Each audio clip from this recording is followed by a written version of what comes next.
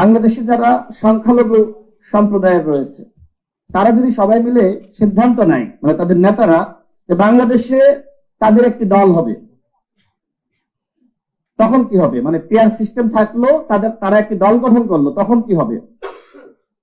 Plus পাহাড়িরা বা ক্ষুদ্র নিগোষ্ঠী বা আদিবাসী তারা যদি মনে করে যে আমরা একটি দল গঠন করব, তখন কি হবে? বা এদেশে ইসলামিক দলগুলো রয়েছে, তারা যদি দাবি করে আমরাই শুধুমাত্র মুসলিমদের প্রতিনিধিত্ব করি, অর্থাৎ এই পেয়ারের মাধ্যমে বাংলাদেশে আরেকটি জাতিগত বিদ্বেষ, জাতিগত দাঙ্গা এবং ধর্মীয় বিভাজন বা দাঙ্গা লাগার সম্ভাবনা রয়েছে। এই বিষয়গুলো আমাদের ভাবার দরকার। বাংলাদেশে যদি হিন্দুরা বা অন্য ধর্মের যারা রয়েছে তারা দল গঠন করে, দেখেন আরেকটি আলোচনা আছে, আওয়ামী লীগ কিন্তু সবসময় মনে করত যে এদেশের হিন্দুরা আমাদের ভোট ব্যাংক। তো সেক্ষেত্রে মনে করেন যে হিন্দু নেতারা একটি দল গঠন করলো, হিন্দু বৌদ্ধ খ্রিস্টান ঐক্য পরিষদ রয়েছে না, স্বাভাবিকভাবে করতেই পারে, তখন এই আওয়ামী লীগের ভোট কিন্তু সেখানে যাবে।